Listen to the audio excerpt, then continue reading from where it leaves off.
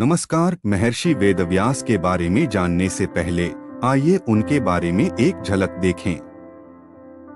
आरंभ में वेद एक ही था।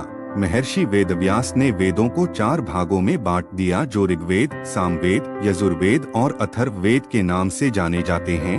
उन्होंने वेदों को नया स्वरूप दिया, इसलिए वे वेदव्यास कहलाए। महर्षि वेदव्यास विद्वान और तपस्वी थे। इनका सबसे महत्वपूर्ण ग्रंथ महाभारत है। महाभारत उन्होंने लोक कल्याण की भावना से लिखी थी। महाभारत को लिखने के लिए गणेश जी से कहा गया। गणेश जी ने कहा, मेरी एक शर्त है, मेरे लिखते समय मेरी कलम रुकने न पाए। यदि यह रुक गई तो मैं लिखना बंद कर दूंगा। व्यास जी ने कहा, ठीक है। उन्होंने इस तरह के श्लोक बोले कि जितनी देर में गणेश जी श्लोक को समझ करके लिख पाते, उतनी देर में व्यास जी अगला श्लोक सोच लेते। महाभारत के माध्यम से महर्षि वेदव्यास ने यह बताया है कि मनुष्य कठिनाइयों का सामना किस प्रकार कर सकता है और उन पर विजय कैसे प्राप्त कर सकता है। बाद में उन्होंने वेदों को सरल भाषा में लिखा ताकि आम लोग भी उनको पढ़े और समझें। आइए अब उनके महत्वपूर्ण विचारों को देखते हैं। सोकर नींद जीतने का प्रयास न करें।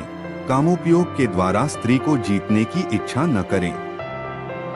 न कोई किसी का मित्र है और न कोई किसी का शत्रु। स्वार्थ से ही मित्र और शत्रु एक दूसरे से बंधे हुए हैं। निरोगी रहना, ऋणी न होना, अच्छे लोगों से मेल रखना, अपनी वृत्ति से जीविका चलाना और निर्भय होकर रहना, ये मनुष्य के सुख हैं। जो मनुष्य अपनी निंदा सह लेता है, उसने मानो सारे जगत पर विजय प्राप्त कर ली। जैसे सूखी लकड़ी के साथ मिली होने पर गीली लकड़ी भी जल जाती है, उसी प्रकार दुष्ट दुराचारियों के साथ संपर्क में रहने पर सज्जन भी दुर्लभ भोगते हैं। जहाँ कृष्ण है वहाँ धर्म है, और जहाँ धर्म है वहाँ जय है। जिसके मन में संशय भरा हुआ है, उसके लिए न यह लोक है, न परलोक है और न सुख ही है।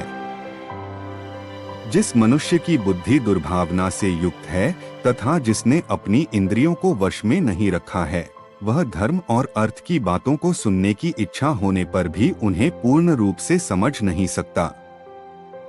लज्जा नारी का अमूल्य रत्न है। किसी का सहारा लिए बिना कोई ऊंचे नहीं चढ़ सकता, इसलिए सबको किसी प्रधान आश्रय का सहारा लेना चाहिए। स्वार्थ बड़ा बलवान है, इसी कारण कभी कभी मित्र शत्रु बन जाता है और शत्रु मित्र।